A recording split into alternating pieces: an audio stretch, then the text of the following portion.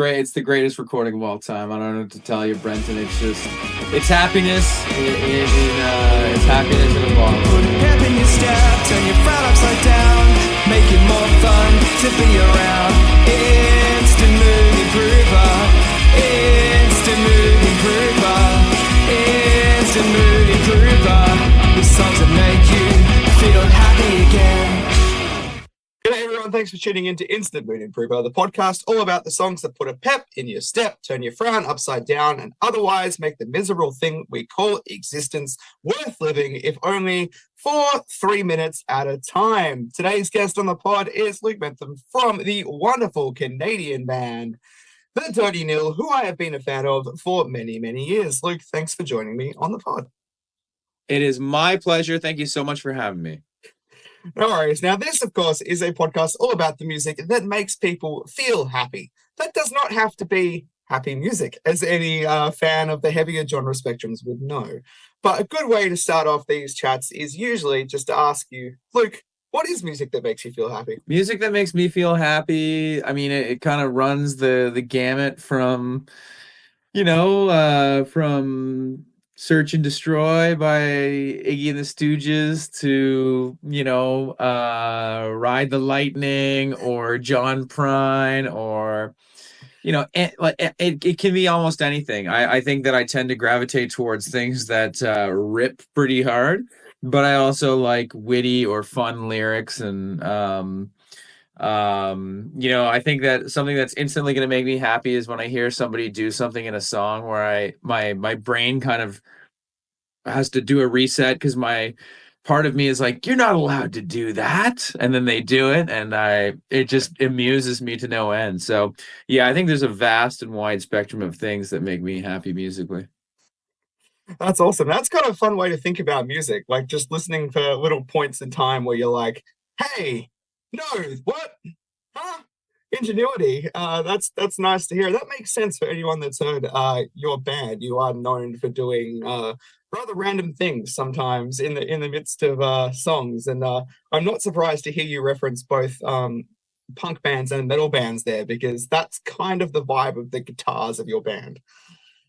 Yeah, I'd say so. I think in the earlier years, I think we were a bit more kind of Dinosaur Jr. Weezery in the guitars, and the older we've gotten, the more we've just kind of gotten into thrash and heavier stuff, and I will just also add that there was no way in hell that we were even competent enough to play heavy music kind of in the early days, and anything heavy we did was like dead simple. And so, as we've kind of gotten more experienced on our instruments, we've experimented with stealing things from more advanced genres. That's awesome. Now, when you were talking about the music that made you happy just earlier, before we get into some deep discussions about the Dirty Nil, I am curious, is there one track in your life that you find yourself returning to whenever you just need to instantly improve your mood, start to feel better about existence? Yeah, I mean, there's definitely a lot, but I think that one song that never ceases to move me in a positive direction is Bob O'Reilly by The Who. I just think that is happiness in a bottle right there. Do you remember the first time you ever heard it? I don't remember the first time I ever heard it, but I do remember just being like, one of the reasons why we started the band is because we were just obsessed with The Who, when we were teenagers. And so, that kind of mid period of The Who, like around Live at Leeds and Who's Next, was our most, was the kind of era of the band that we celebrated the most. And since then I've really gotten into their earlier stuff and even some of their later stuff, but it's pretty hard to beat that period for them. That's awesome. Do you remember who introduced you to the band? Because that's a heritage act, and you guys were teenagers.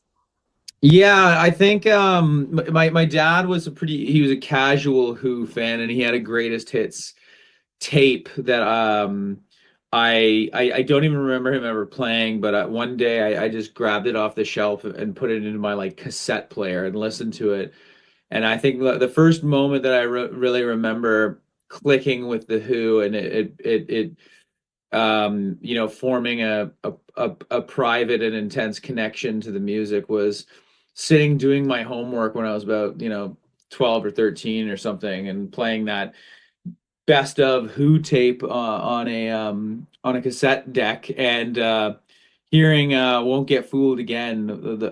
I may have heard bits of it before, but hearing the kind of scream at the end and the kind of crescendo of it all, it moved me very dramatically. I mean, I just hadn't heard anything that kind of powerful and not and ambitious in terms of its arrangement. You know, like I was definitely digesting a pretty steady diet of three choruses and a bridge and two verses type songs, which no shame, no shade on those. That the world is built on rock and roll's built on that format. But you know, hearing a band, hearing a song that's way more ambitious and complicated than that, and it actually be, you know, pretty stellar work. It definitely it blew my mind, you know.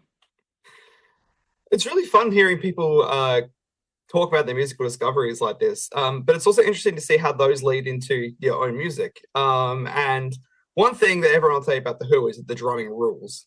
Uh, Yeah. and I think the drumming in the Dirty Nil rules as well. And how much of a focus is that for you when these tracks are being written and built? Obviously, as a guitarist, you get a chance to show off nearly constantly, and you're also the front man. But do you make sure there's room for the drummer to have these Keith Moon moments? Absolutely. I mean, I think that you know, Kyle and I learned how to play our instruments together, basically. So our styles are kind of just like one style, and I've played with other people over the years, and he's played with other people, but we both kind of agree that it's just not quite the same thing as when we get to make a racket together, because it does feel like we're two halves to a whole when we're playing together. And so, you know, oftentimes, like if sometimes I'll bring in a song that's pretty airtight in terms of here, the beginning, middle, and end is already kind of figured out. But oftentimes I'll just bring in, you know, a little bit of or like some riffs or whatever, and we'll just hammer away on it and see where it goes. And I think just instinctually, you know, if one of us has a cool idea, we don't have to talk about it. Like that person just explores it, and the other person kind of reinforces it on their instrument. And you know, sometimes I'll just hear Kyle do like a drum fill, and just be like, do that again. And you know, because that really caught my attention. Let's do something with that. So we definitely kind of we play off each other, and support each other's kind of who, like, if either guy's kind of cooking on something good, it's all about reinforcing that. That's awesome. I feel like that's very evident in the music too. So it's nice to hear you. It's also nice to hear people speak so glowingly about their bandmates and the connections that they have with them. I think like connection is obviously the core component of music. It is storytelling. It is connecting with other human beings on emotional wavelengths and on neo spiritual wavelengths. Yes. And it's cool to hear you discussing the relationship and the growth that you have working alongside Kyle. Now, Kyle, of course, knows you quite well, and he has discussed the new record a little bit in the press that went out with this. And he's been telling people that your forthcoming record, The Lash, is your therapy record. Yeah, he did. So, so I'm just curious about is this also Kyle's therapy record, though, in your opinion? Is he unleashing, is he kind of hiding something there? I think Kyle's a pretty even keeled guy. Like I think, you know, he's a human being, so he's got his baggage like everybody. But you know, I think that Kyle, I think he gets a lot of he obviously, you know, he as most musicians do, he takes a lot of pride in what we do and what he contributes to the band. And you know, I think that being such a physical drummer the way he is. By the way, Kyle is the greatest drummer in the world, period. No, I have no bias, but he is my favorite drummer in the world. And I do think that, he definitely, I kind of get my catharsis from writing lyrics and singing them and, slashing away at my guitar, attempting to break the strings when playing really hard. And he gets the same thing out of the drum kit. We really kind of we're tough on our instruments, and so it's kind of been it's we've learned to kind of get the maximum out of them without breaking them as much as we used to in the early days. But yeah, I mean, we've always been quite hard on our shit.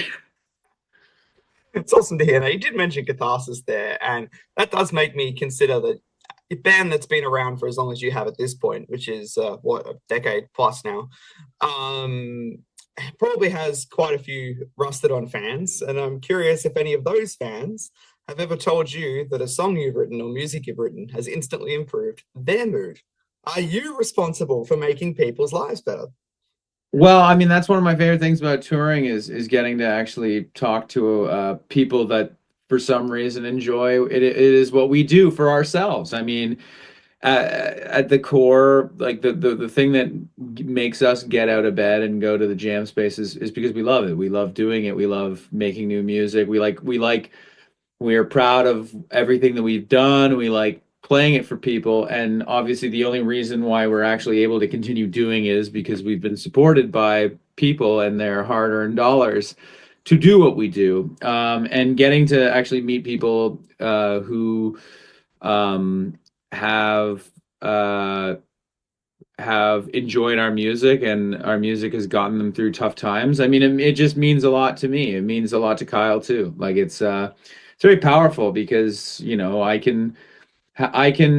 people ask me sometimes like, what's the thought behind, there's almost no thought behind almost like, I'm not consciously thinking usually when I'm writing songs. I'm just doing it. I'm just kind of, and then I'm not trying to like, well, what if I foreshadow it with this? And I don't really think that way when I'm writing. I just kind of I do it, and then I might kind of do some punch ups later, or not like how that turn of phrase is going or whatever it is. But in general, it's pretty stream of consciousness.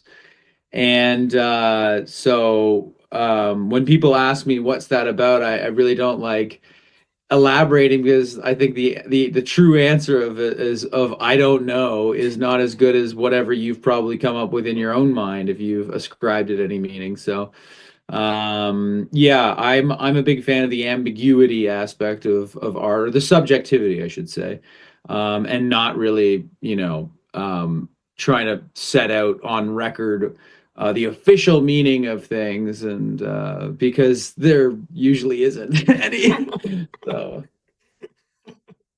I just want to know, I guess, sort of like, has anyone used, like, say, Doom Boy in a wedding or something? Like, totally. I mean, yeah, I mean, I think we've had at least a few people propose to Evil Side while we've been playing it. We get videos all the time of song of Doom Boy, Blunt Force Concussion, and all like we've had a few songs that seem to go over well at the punk weddings and not even punk weddings, some big weddings that they've been playing Doom Boy. I'm like, it's a wild move. I love it. Love to see it. But yeah, I mean, we're it is beautiful to see, something that you've been a part of contribute to people's love. It's pretty cool. I don't know, and all cynicism and snarkiness aside, that's pretty cool. that's pretty awesome. And you just mentioned the punk thing there. Now, the band has sort of set up home in that scene, right? So, like, you've worked like with Dallas before, like Dine Alone, etc. You've been on the road with bands like Alexis on Fire. You've played a lot of that's in Australia. You've played a lot of shows with bands that like your Higher Power, that sort of vibe. But you're really at your core just a straight up rock band. Uh, as a band, in the sense, like, you've got the traditional frontman, you're a power duo now. And how did you wind up finding yourself so, I suppose, interconnected with the punk side of music in the Canadian music scene, and then externally to to the rest, as opposed to maybe like the traditional rock scene, etc.? Was that a conscientious decision, or was it something that just happened naturally based off the vibe of the early material? Yeah, I think we've always just kind of followed our star and just kind of we've kind of we've our music has kind of changed significantly over the years, and at the beginning it was a lot more kind of, straight up rock music, alternative rock, Smashing Pumpkins, Weezer kind of sounding, and then we got, once we kind of entered our 20s, we it became much more fast and angry, and just because it was fun, it was just the fun thing to do. I mean, there's never really been, I've never made a conscious aesthetic decision in terms of what we should or should not play. It's just we are music fans first, and so we just inevitably end up playing a lot of bits of covers just to amuse ourselves. Like I'll just start playing, like, a very bad sloppy version of Hot for Teacher by Van Halen, and Kyle join in, and we'll try and get as far as we can through it and be like, that was fun. But or we've played a lot of different styles of music, and I'm a big fan of doing that, just because, as I said, we're fans and it's just fun to do. But also, you subconsciously learn tricks that you can, steal, even though you don't, like, I've never, like, said I'm gonna copy that thing and use it here. I've tried that, it doesn't work. You kind of have to just, introduce a ton of fodder into your mind by learning lots of different songs, and then you inevitably reproduce a demented version of it that is maybe somewhat recognizable, or some completely unrecognizable to other people, or even myself. I sometimes I don't even realize I've stolen things. But yeah, I mean, we've just, in terms of the whole punk thing, like, yeah, I think that we've always just tried to align ourselves as a rock and roll band, because it just kind of gives us permission to do whatever it is we want to do. And, when we were younger, there was a local scene where the word punk rock was seemed to be very loaded, and you kind of had to earn that title. And there was people that were punk and not punk, and we just sidestepped all. We were just like, have fun with that. That looks miserable in terms of that type of attitude. We're just gonna play whatever we want. And so that's what the band is still to it's that's how it started, and that's how it is to this day. We don't kind of have um a set of ideas really about what things should be. I mean, naturally, playing a loud Marshall amp and, having a big drum kit, it's going to influence the sound somewhat, in terms of keeping it consistent. But within that, I mean, we're big. We love dynamics. We love introducing different things into the music, even if, I've used the same guitar equipment for like 15 years now. I haven't changed anything. I kind of like working within a fixed set of parameters, and just seeing what I can do with it. And Kyle's the same way. I mean, we just kind of we see what we can get out of the tools that we have. And so sometimes that leads us in a punk direction. Sometimes it sounds more like country music. Sometimes it sounds like thrash metal, like whatever. It's whatever's gonna make us smile that day. That's awesome. Now, one of the tools that you have, of course, is your voice, which is a unique instrument in and of itself. How did you find the process of discovering your sound? Because you don't sound like anyone else. And that's something that, as a vocalist, is very valuable, but also something that takes a lot to get accustomed to, generally speaking. Because you start out trying to mimic your heroes usually, and then you realize that no two vocalists really ever sound the same. How did you discover what you utilize now? And do you think you can sing? That's always a fun one to ask vocalists. Do you think you can sing, or did you just stumble into being a singer? Well, no, I was definitely the absolute worst singer out of like all the kind of 14-year-olds that had bands. I mean, there were some pretty rough ones. Like I was down at the bottom in that kind of bottom pack. There was just some people that could actually carry a tune when we were like 13 or 14. It just blew my mind. But yeah, I mean, singing to me is I love it now, but I hated it for the first like probably 5 years or so, because I found that if I got nervous about my guitar, I could just, use more distortion or, or whatever, play it simpler, whatever. But there's not really a similar technique, or your voice is your voice, and it's gonna sound the way it's gonna sound, more or less, like unless you're really adept at using effects, and which I'm not. So yeah, I mean the early years were quite shaky, and very nerve-wracking getting up there and having to do it. But it's just you do it enough and you eventually one day it's like, all right, let's get out there, let's do this thing. Um, I think that, I've been humbled every time I've kind of gotten to a better place with things. I'm like starting to get some confidence. You get humbled by something where like your voice will get messed up on a tour, or you get ill on tour, and there's no humbling that I've experienced in rock and roll, like, being the lead singer and not being able to sing on tour is a very, very, very crappy feeling. But that being said, I mean, I have put a lot of work into in the last kind of 5 years or so in terms of taking lessons and learning, sharpening up some of my fundamental stuff, with blending vowels and all things to basically contribute to my stamina and make thinking about my voice less of a factor on tour. It's what I've realized is that, fear is the mind killer in the words of Dune. And so, being relaxed and being reasonably confident, things will be fine. It's gonna be great. Like, but no, I have,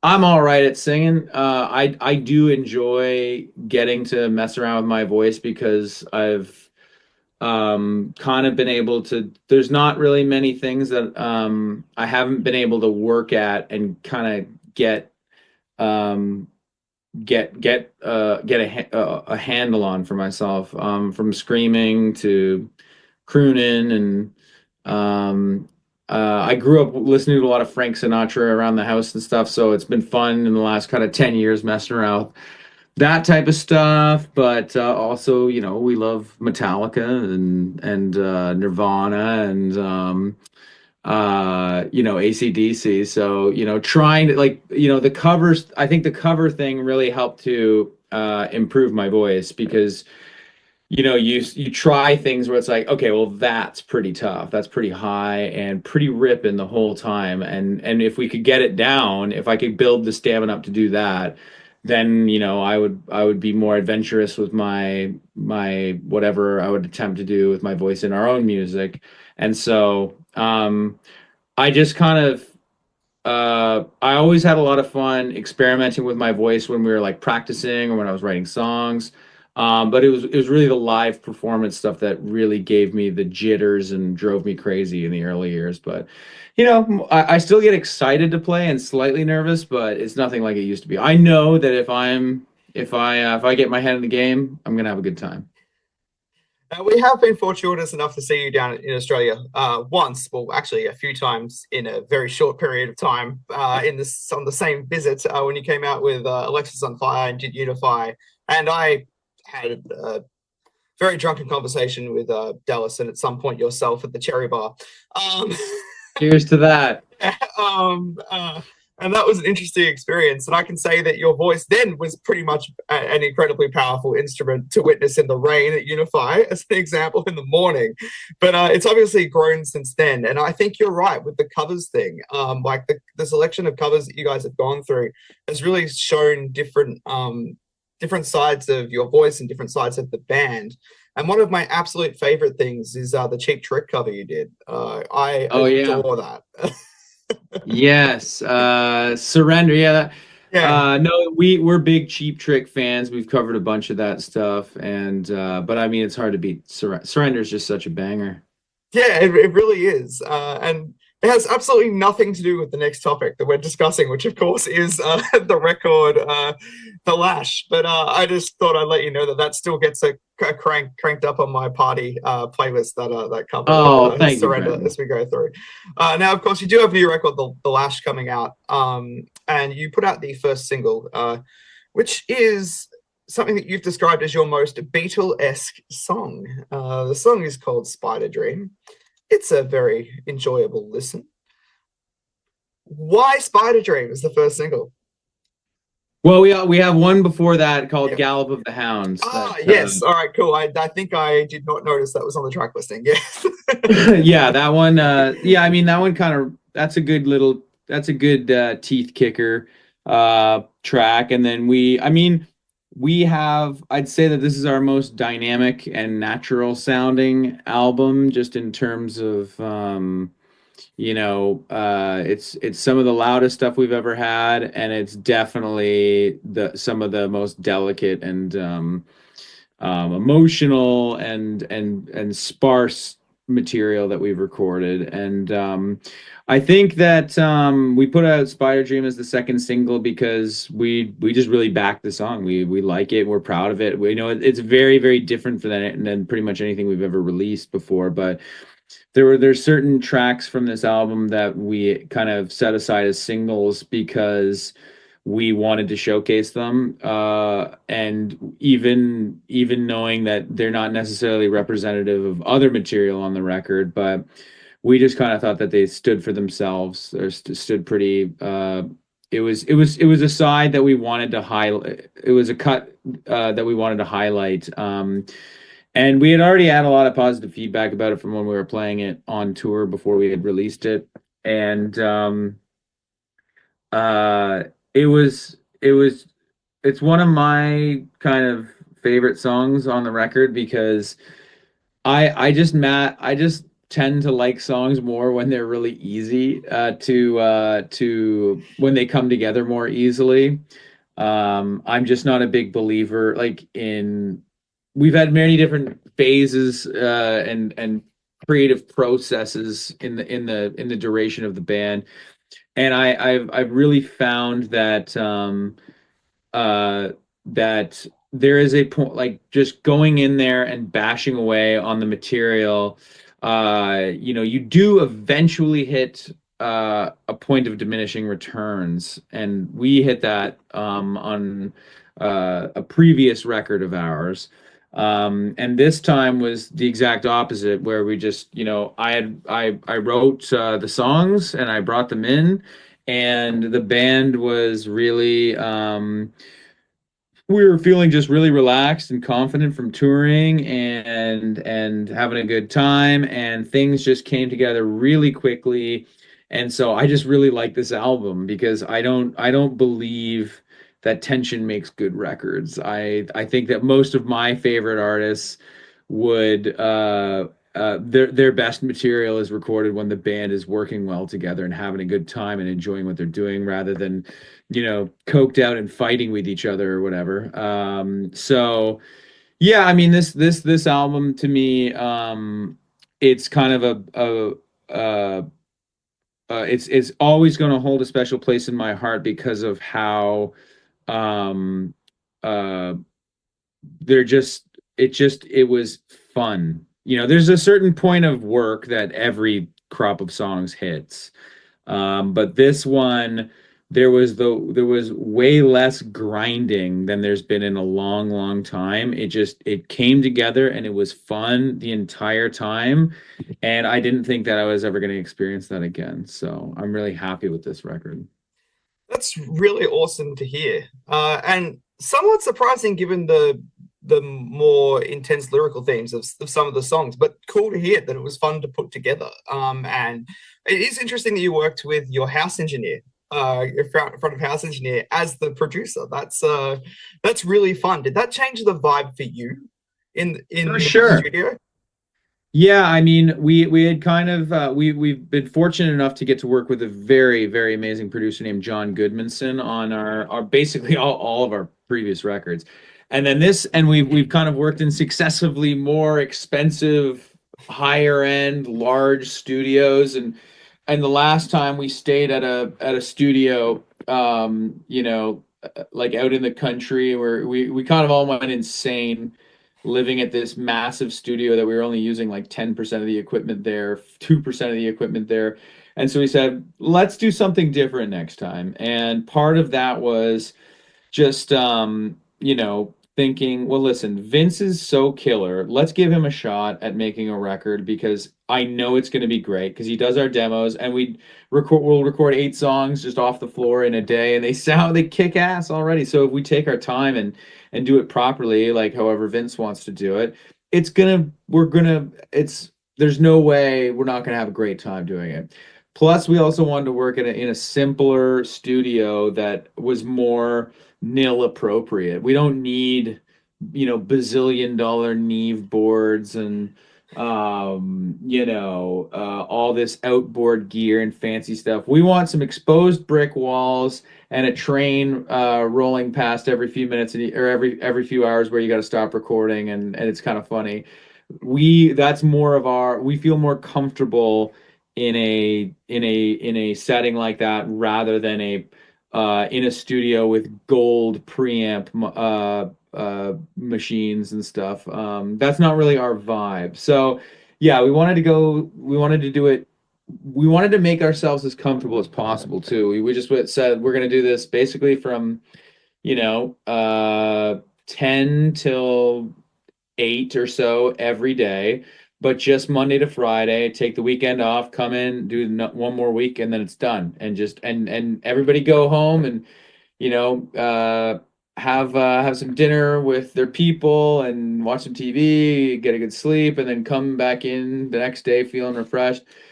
We wanted to do it in a comfortable way that also was really fast, the fastest we've ever made a record, and in a much simpler studio with a friend who uh, who who lived down the street. So yeah, we just kind of took a lot of the external pressure out that we've kind of traditionally injected in.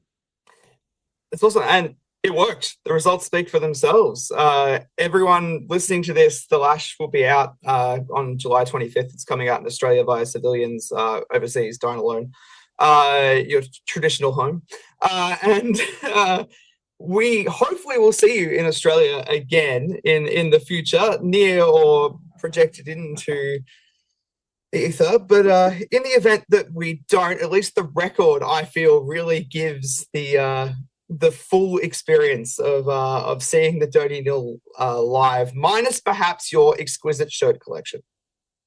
Well, thank you very much. I mean, listen, we're obviously due to get back there, and I hope that we can make it happen as soon as possible. We will return.